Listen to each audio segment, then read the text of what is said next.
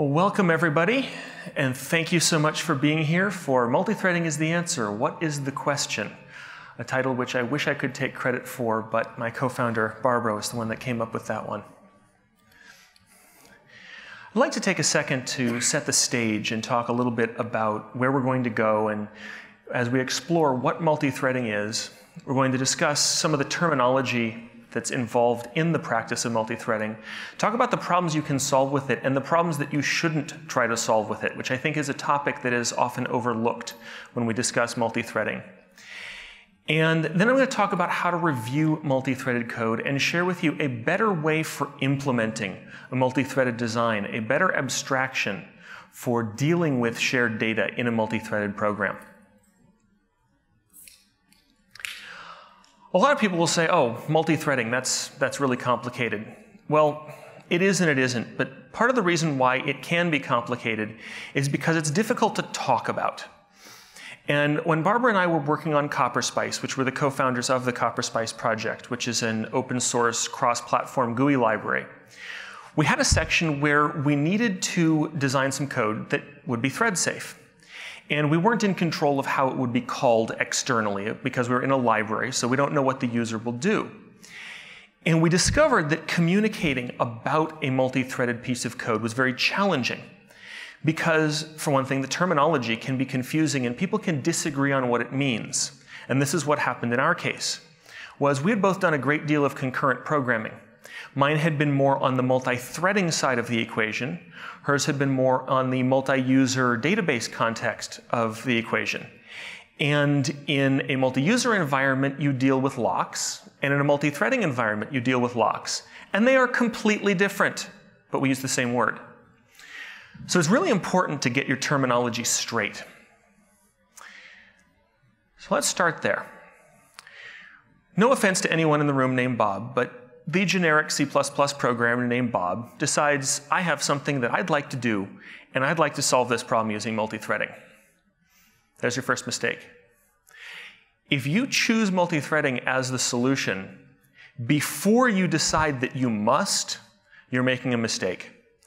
Because you have more opportunities to shoot yourself in the foot. Because every multithreaded program can be reduced to one race condition which crashes. And you'll have a few memory leaks here and there, and you will have a high-profile customer find the bug you didn't, unless you're extraordinarily careful. However, it really helps to be working on a problem that is naturally solvable with multithreading.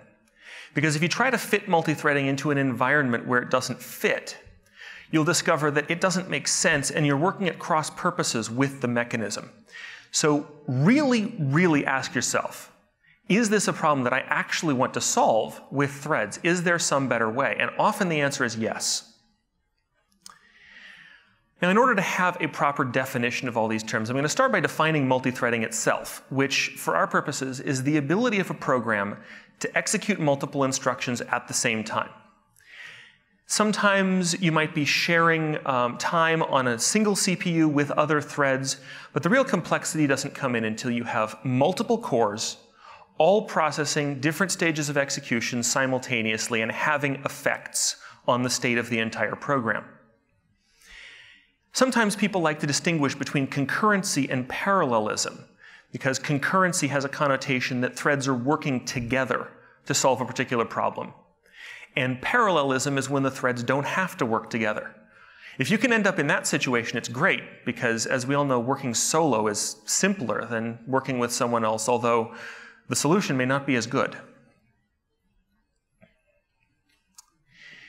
There's also multitasking, which is really common in most operating systems. Any operating system worth its salt is a multitasking environment these days. And this is where you get into things like time slicing. I'm not going to go too much into that, but it's important to understand that multitasking is not multithreading. So let's have a quick little quiz. Who here thinks that threading makes a program faster? Anybody? Okay. Not necessarily. It can, but it doesn't always.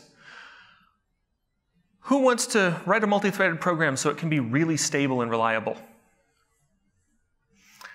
I'm not seeing too many hands, and I'm seeing some snickers. I'm on the side of the snickers here.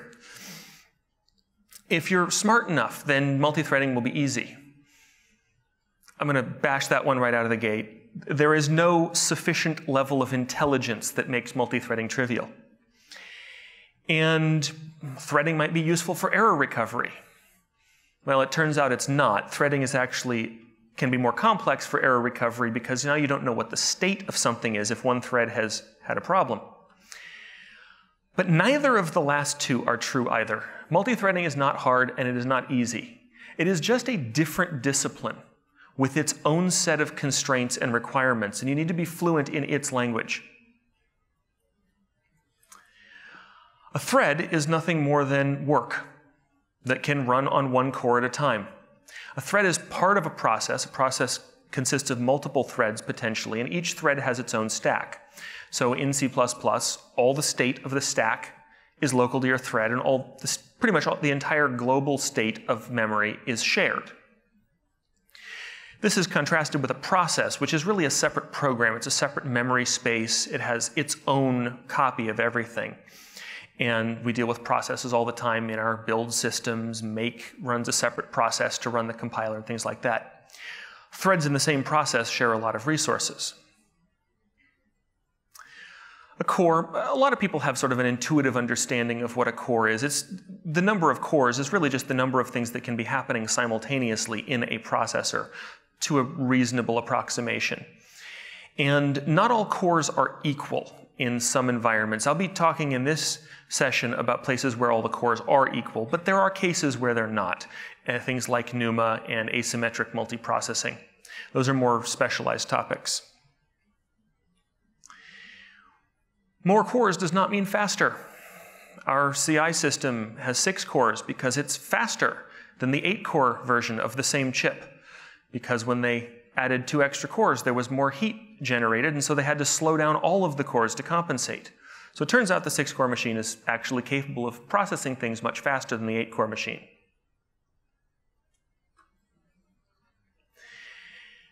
The tricky bit, if there can be said to be only one tricky bit in multithreading, is dealing with resources correctly.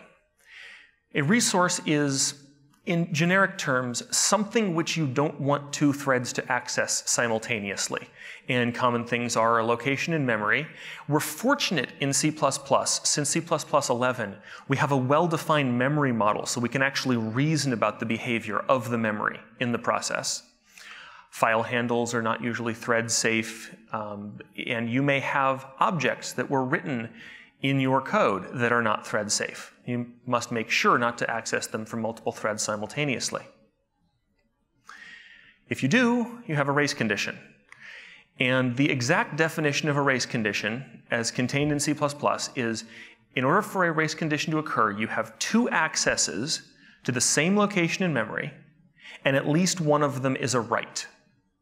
And it's important to understand that constraint because multiple reads are okay, but if there is a single write, all other simultaneous access is forbidden. And if you have 2 simultaneous accesses and one of them is a write, you will have undefined behavior. I cannot stress this enough. It's not a, you might get the wrong answer. It's not a, oh, well, if 2 threads increment the same value at the same time, it might increment it twice. No, it is undefined behavior, pure and simple. And there are architectures where you can get truly bizarre behavior if you have a race condition in your program. So it is of the utmost importance to prevent race conditions. It's not simply a nice property.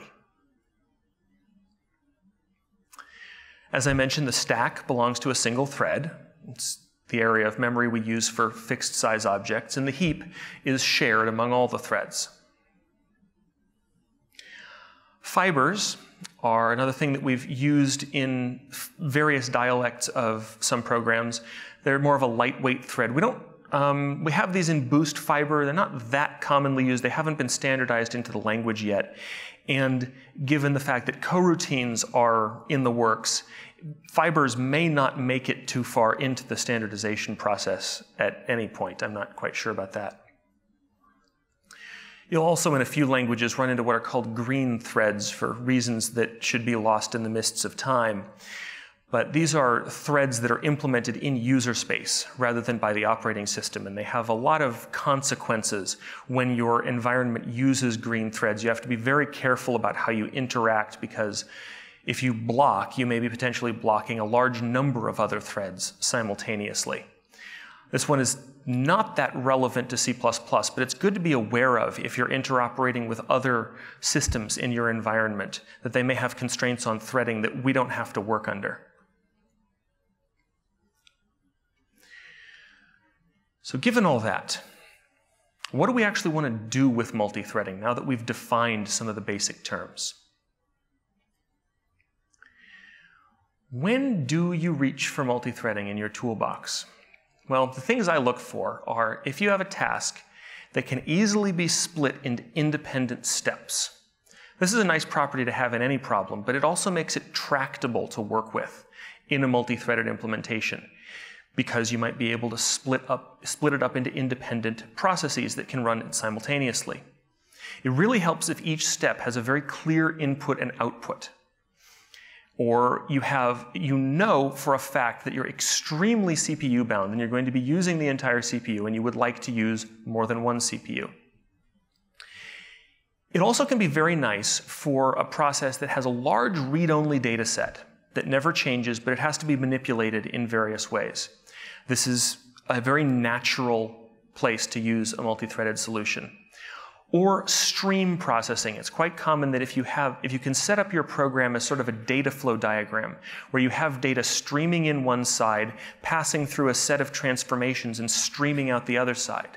It can be very natural to set up each of those paths along the stream graph, or each of those nodes along the stream graph, as a separate thread, and you can increase your performance considerably there. These are the problems where you look at them and you say, awesome, multi-threading will fit, I can solve this using threads, it will be great. Then there are the problems where you have to use multi-threading and you wish you didn't. And these are the ones that create interest and complexity in your code. If you have a task where the performance would just be completely unacceptable as a single thread, if you have to use more than one core, and you have a large data set and it has to be maintained synchronously between all of the tasks in your program, you need to consider multi-threading even if it's awkward. It's also very common that this shows up in places where you don't know the workload ahead of time, and you need an independent array of workers, all of which are capable of doing whichever task comes along at a given time. If you have a lot of resources, like you're an operating system, you have disk drives, you have network sockets, you have all sorts of things that you're managing concurrent access to, you must be multi-threaded. A non-multi-threaded operating system is completely useless at this point. And it's hard because you have a large number of resources to manage, and you can't allow contention, or you can't allow race conditions on the resources. You have to manage contention, and there's not a lot of tools for managing the complexity there. This is another case of if you have external clients making requests to you, or a web server, a database server, anything like that, you need to handle whatever comes your way as quickly as possible and get it out of the way for the next request. And you really probably ought to be looking at a multi-threaded solution.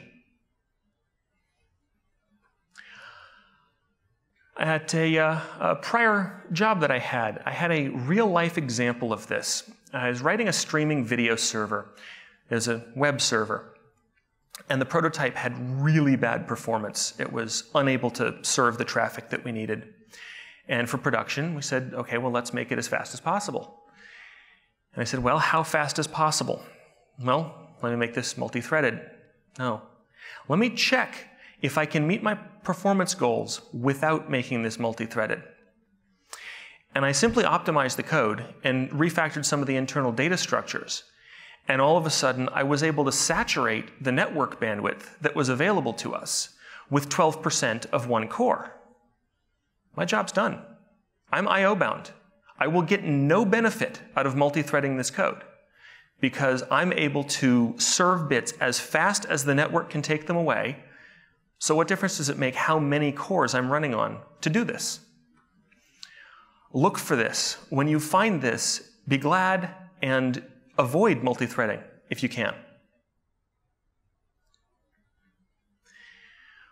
What I'm going to be talking about here is sort of the sweet spot of the generic multithreading environment. As I mentioned, there are some other areas that multithreading is used, but this is sort of the desktop / mobile / cloud typical environment where we have some number of cores that you can count, possibly with taking your shoes off, and you have, they're all similar cores, the memory is fairly close together, we're not dealing with a supercomputer with the memory over in the other building. So if you have that situation, you may need additional complexity in your design. But in order to talk about multithreading, I'd like to bring in an example. And the example is a restaurant kitchen. And we have a couple of chefs. And each chef is a thread. It can do work independently. And we have 2 knives. Each chef has their own knife. So they can work with the knife as needed and do whatever they want to do. And we say, okay, we have a big order came in. We need 50 fruit salads. So let's have each chef make 25 fruit salads. Now, as an aside, I really enjoy questions. I enjoy an interactive discussion as we go through this. So if anybody has questions as I'm going through this, please feel free to raise your hand.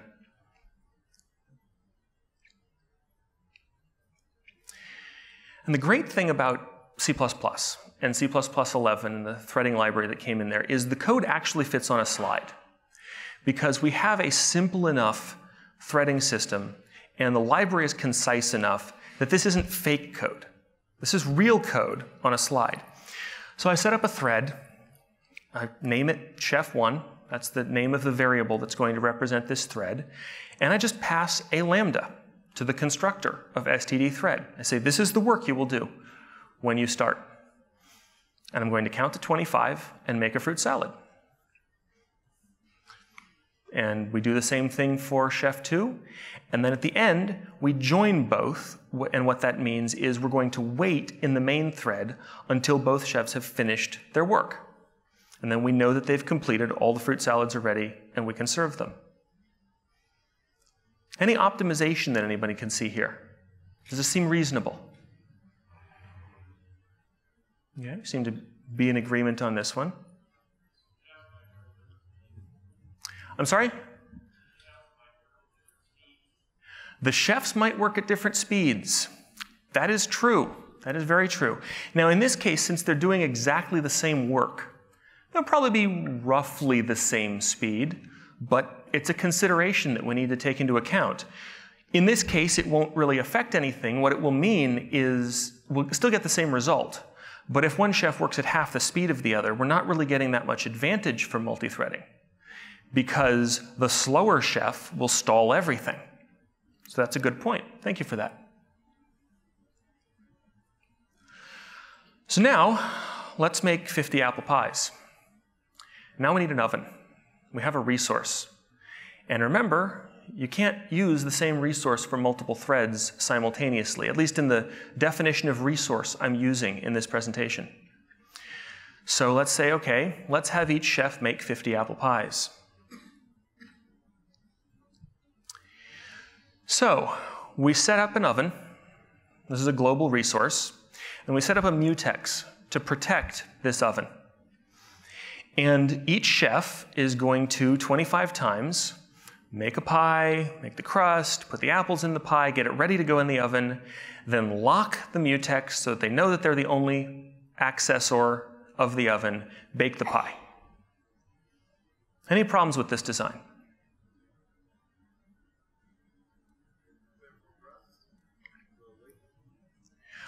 Excellent observation. You could be preparing some more crust while you're waiting for the oven to be available. So this is an example of, this is a fairly simple example. We have one resource and 2 threads, and already we're getting into issues of, we're going to be blocking, waiting for this resource to become available. We have contention. Yes, sir? I'm sorry, I couldn't hear that. He has an oven which handles 2 pies simultaneously. That would certainly be an addition to this. Some resources can be used by some finite number of threads simultaneously. It's not common, but it does occur. You'd have a slightly different design and behavior here, but that's a good example. So let's make things even a little more complex. So let's take the idea that you could be making a crust while the pie is baking. And let's say instead of having both chefs do exactly the same work, let's have one chef make the pies and the other chef put them in the oven. Now, why would this be useful? Anybody care to guess as to why this would be helpful? Yes? If they take about the same time, then that really minimizes the time that someone's waiting to do that. If they take about the same amount of time, then that minimizes the amount of time that somebody's sitting and waiting and doing nothing. That could absolutely be true. Another, yes?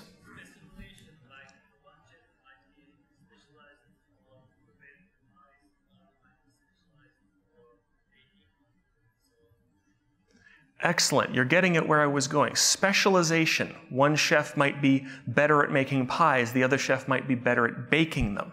That's a good point. I'll come back to that. Yes?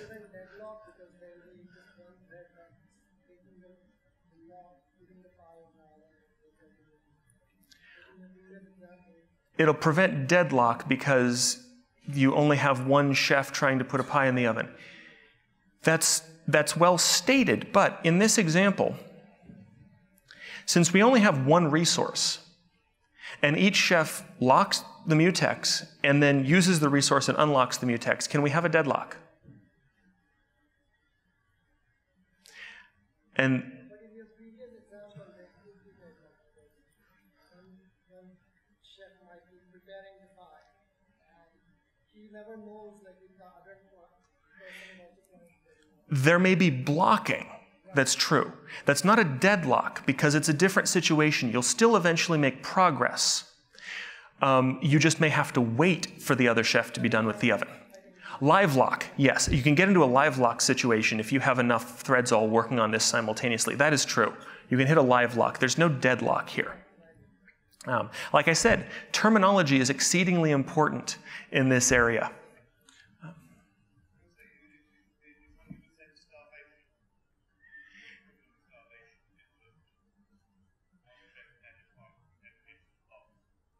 Yes, that is, so thank you for bringing in a term that I actually didn't have in my slide deck. That's helpful. In this example, if one chef is fast enough at making pies that they're always acquiring the lock on the oven before the other chef can get their pie in the oven, then you have starvation. So one chef could end up completing their work much faster than the other one because they have better access to the shared resource. So that's a great example.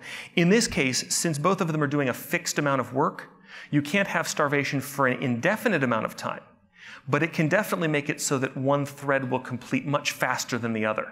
And that can be a property that you don't want in your system. So thank you for bringing that up. So getting back to the next idea of one chef prepares pies and the second chef is going to bake them. So in order to do this, we're going to need some way to move the pies from one chef to the other. So I'm going to, for sake of argument, say that we have a thread-safe queue. There are plenty of talks that you can go to about how to implement a thread-safe queue. I'm talking more abstractly about the way to plug together these multi-threading concepts into a working solution. So we have a conveyor belt that will take the pies from one chef to the other. So now our two chefs do completely different things. Chef 1 instantiates a pie, does everything that needs to be done to get it ready for the oven, and puts it on the conveyor belt. They give the pie away. And this is a key attribute to look for. If you can design your code so that you can give away ownership of something once you're done working on it, it is much, much easier to work with in a multi-threaded environment. Because whenever you have shared data, remember you can have a race condition. We don't want two processes, two threads accessing the same data at the same time.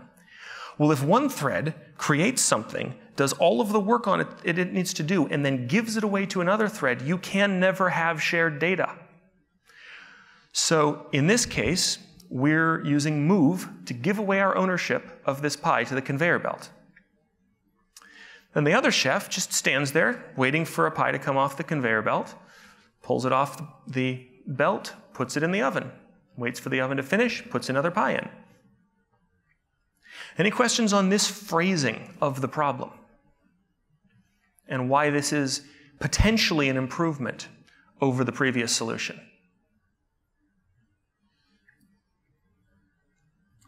Back there.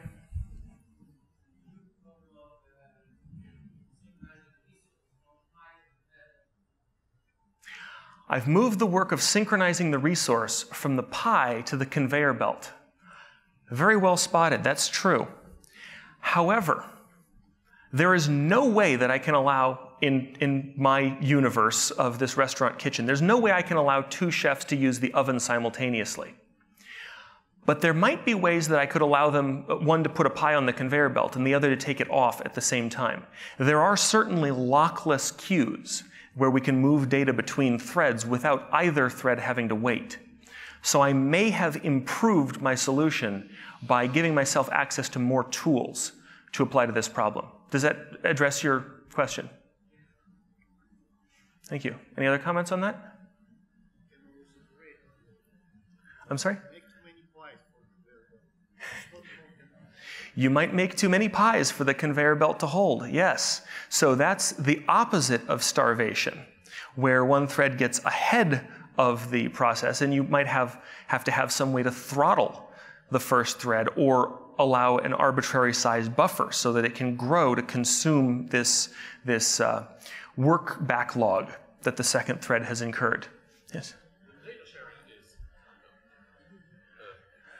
The data sharing is still here, it's just hidden inside the queue, which brings up a great point about multithreading in general. If you can make it somebody else's problem, do it. You got a thread safe queue from somebody, maybe a lock-free queue, good for you, you don't see data sharing anymore. Yes, that's very well stated, and in general, the best strategy for writing a safe multi-threaded data structure is get it from someone else, because they've probably broken it in at least the ways they could discover. So you have a better chance.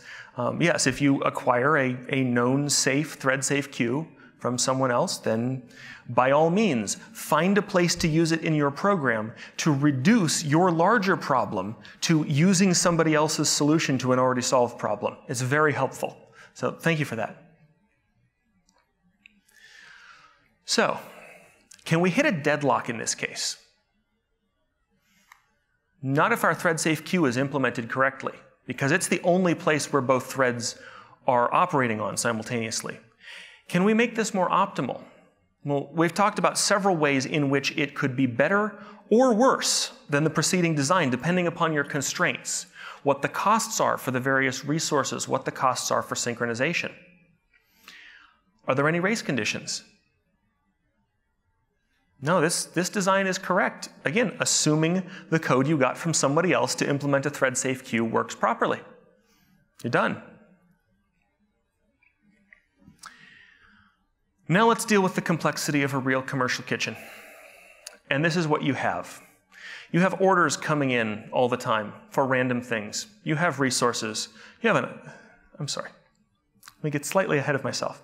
Let's deal with a slightly less complex commercial kitchen first, where we have two things that we need to do. This is more of a catering setup. So we need 25 fruit salads and 25 chicken salads. Which of these strategies sounds like a better option? We could have each chef make a fruit salad, clean up his workstation, make a chicken salad, clean up his workstation again, and do that 25 times. Does that sound like a good use of time? What about one chef makes 25 fruit salads, the other chef makes 25 chicken salads? Does that sound advantageous? I get a thumbs up. Would you care to venture a reason why this would be a good solution? We don't spend any time cleaning the kitchen. Well, maybe once at the end, but we save a lot of time during the middle. Absolutely. It's a good solution. Very, very good. It's a good solution if they take about the same time. If a fruit salad is much faster to make than a chicken salad, it may not be the best solution. It might be, depending upon what you're optimizing for. If what you want to do is to get the most work done in a particular amount of time, it might be a good solution, even though the chicken salads will take longer to come out. It can be reasonable. Or we can do what we don't want to have to do in a multi-threaded program and contain some shared state, where both chefs start out working on one thing and then they switch over to the other once enough has been made. This way, if one chef works slightly faster than the other at the beginning, we'll still end up with the right number and we'll have the lowest latency to having all 50 salads available. Does that seem reasonable? Again, there's no right answer here.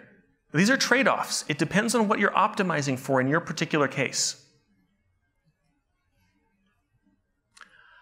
Now, let's talk about a real kitchen. We have a lot of resources. They all do different things. They're all unique. They can't be substituted for one another. And anybody can just walk up to the counter and order whatever they would like at any time. How do you optimize for this? You don't know the workload. You don't know how long your chefs are going to take. You don't know what's going to be busy when you go to try to fill an order. What do? This is the real multi-threading problem. This is not the simple one that you like to solve with multi-threading. This is the one you have when you have no other choice.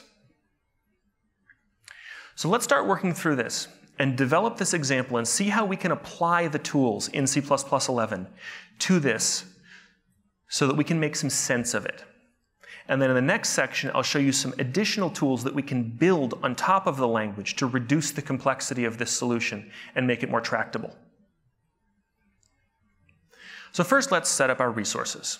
So we have an oven, and we have now two, because we need the Viking oven for baking pies, and we need the brick oven for baking pizza. And the brick oven will be used for both the pizza and the garlic knots. So now I have a resource that's shared among multiple different things that I might be working on as well. And I have an ice cream maker. And we declare mutexes for each one of these so that we can manage the resource contention and enforce that only one chef will use them at a given time. I have a bunch of classes. I have a class hierarchy of the various foods that people might want to eat. And what I really want to do is eat some food. That's the ultimate goal of this exercise. Everything else is just machinery. Always identify the output in a multi-threaded program and try to work back from there to see what machinery you need underlying the solution. So in order to eat something, I need to consume food. So I'm going to consume it by R-value reference because once I'm done with it, it's no longer edible. So I'm just going to print a message that says I was successfully served my food. And I'm going to set up a couple of tickets. So we're going to use the future and promise system in C++11. And I look at the future and promise system as the equivalent of the ticket you get when you order a sandwich at a sandwich shop. It gets split into two halves. One half goes to the chef. It tells the chef what work I would like you to do. This is the sandwich I want. I get the other half. Later on, when the work is done, we can pair them up. I get my result. I get my food. So this is the future promise system, and this is the value of doing this rather than some other mechanism for getting data back from another thread. And you'll note that these are working with unique pointers. The T inside the future and promise are unique pointers. Unique pointer is the best feature that they added to the threading library in C++11. Because unique pointer is a fantastic tool for preventing shared data. And if you can, prevent shared data. So I've got a couple of patrons, and they're going to come up and they're going to order random things in a random order and then eat them. And note that when we call eat, we're passing it, we're using the ticket that we got back, we're using the future, and we're calling get. And when we call get, the patron is going to sit at their table and wait until that particular food is available, and then it will become available, it will show up in your local thread, and you can eat it. Or if the chef gave up and there was a problem like the oven caught on fire and it couldn't finish making the food, when you sit to try to eat the food, what you eat instead will be an exception. And you can catch that exception and do whatever you'd like with it at that point. But this is a very useful tool because it means that, remember, I was mentioning, multithreading does not always make your program more reliable. Well, at least we have a way to manage the unreliability because we will get an exception if the other thread fails to complete its promise.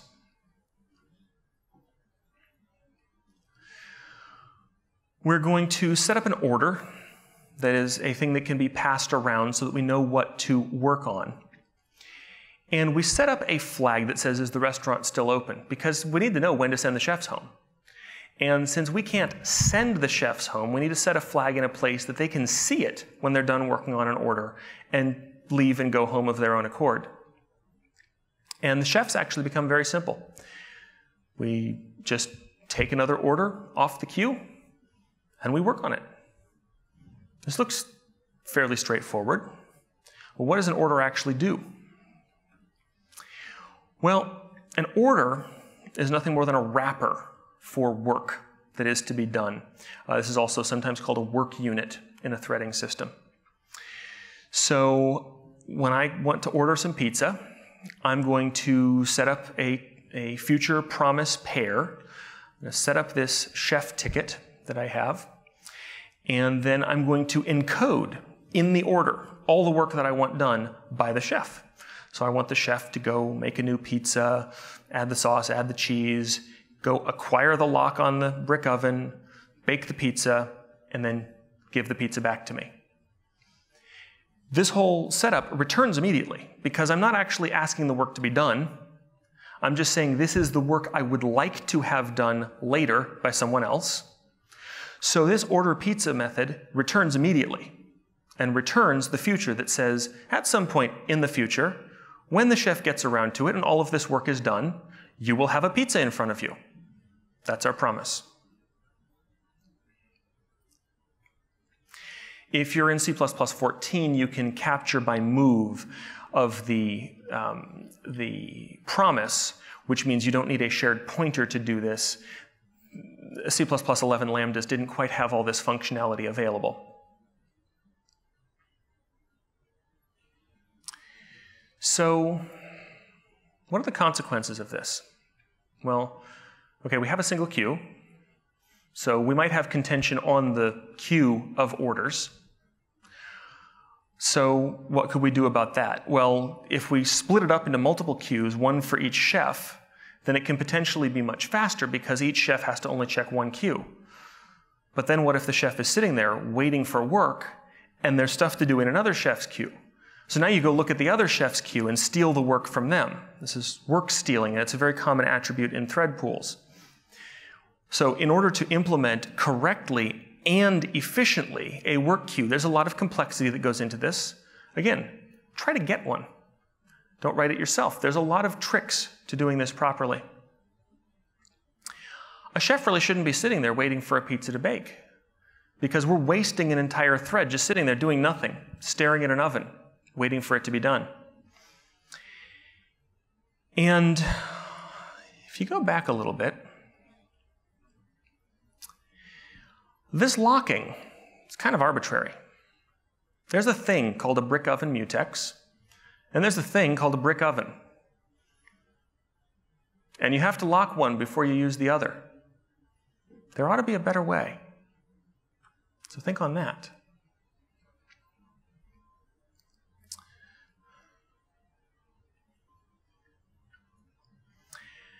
Now, before I move on to the second part, I'll take a few minutes to talk about some miscellaneous advice for how threads should be pulled together in a program and what to look for when you're writing multi-threading code. This is a really common mistake. If you have too many threads runnable at a given time, it can be very slow in the operating system. This is usually not what you want. When people start working with threads, they think, okay, I have 500 things I want to do, so I'll start a thread for each one. And that's not what you want. What you want is some number of threads roughly proportional to the number of cores on your system. Depending upon your design, it might be 1-to-1 or it might be 2-to-1. I've seen some cases where that's useful, where you have one set of threads that's doing a very complex CPU-bound operation, and you have another set of threads that handles all the I/O-bound operations. And each of those should be represented on a single core, so you need 2 threads for each core in the total system. So you really want to aim for 1 or 2 active threads per core. More is not really a great thing. We want to really move the blocking calls out to ancillary threads. So you really want to see if you can partition your work into CPU-bound and I/O-bound components, and then split this apart into separate pools of threads. This can really improve your performance in areas like network servers that are doing a lot of processing, but also doing a lot of I/O.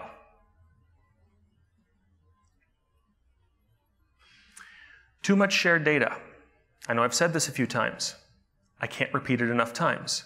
If you have shared data, you have the potential for a race condition. The less potential you have for a race condition, the more correct your code will be. So really try hard when formulating your problem to reduce the set of shared data that you have to work with.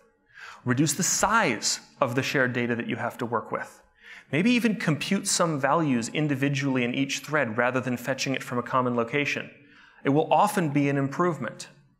Reduce the number of threads that need shared data if you do have some need for sharing. It's really the same idea as encapsulation that we've all been doing as object-oriented programmers for many years, for those of you that actually use the object-oriented part of C++. Trying to compartmentalize your system so that the number of parts of the system that have access to shared data simultaneously is the minimum feasible.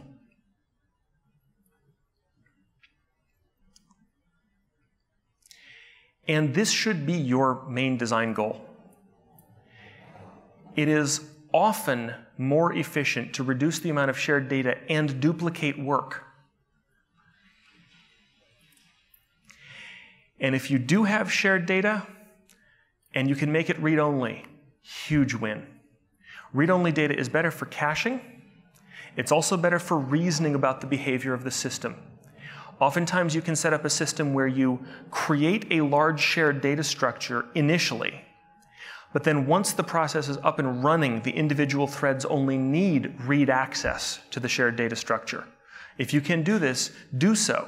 Mark it const. Make it very explicit that this data is read-only. And you will know that once you've reached that point in your program where the data is no longer written to, your code is race condition free. And we aim for an environment where you can look at a piece of code and say, I know, a priori, that piece of code is race condition free because I can reason about its behavior and I know what it's doing when it accesses shared data. If you don't have that property, then you have to work through each example separately. And I'll talk more about that in the second half. So as I just said, the property that we're aiming for is as little shared writable data as possible. That is the #1 concern that should drive your data structure design in your program. Now, when you're reviewing multi-threaded code, there are many things to look for, and there are better ways to arrange your code, your data, and your access to the data. And stick around for part 2. If any of this interests you, or if you're interested in any of the other projects that we've worked on, you can definitely come find us on YouTube. Please do subscribe to our YouTube channel. We have content coming out every 2 weeks about C++, multithreading, CopperSpice, and the various other projects that we work on. It's of general interest to the C++ community, even if you're not using our libraries. Some of the things that we've worked on include CopperSpice, as I mentioned. It's a library, a cross-platform GUI library. We've also refactored out of that the CsSignal library, which is a thread-aware signal delivery mechanism This is actually a large part of what drove this talk, was developing the CsSignal library and encountering some of the challenges in working with a library that needs to be thread safe in this context. There's also the CsString library, which is our standalone Unicode aware, both UTF-8 and UTF-16 support string library, and libGuarded, which will be the subject of the second half of this talk. And some additional programs that we've worked on. Kitchen Sink is a demo application if you're interested in CopperSpice and how it works. Diamond, which is a programmer's editor written in CopperSpice, very lightweight cross-platform programmer's editor. And DoxyPress, which is a documentation generator that uses Clang on the front end for correct documentation of C++ source code. Our information is available all online, and you can contact us through email. We welcome comments and questions. And now I'll turn the floor open to questions here in the room.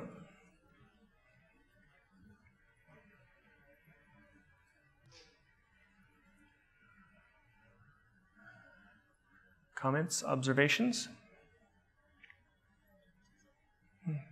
All right. Well, in the next session, I'll be going over the entire design of libGuarded, which is a system for managing access to shared data in a multi-threaded environment without losing your mind and without invoking race conditions. And I hope you stick around for that, because I'll be going much deeper into this example and showing you how to reduce the complexity of what we've developed in our multi-threading vocabulary at this point. Thank you.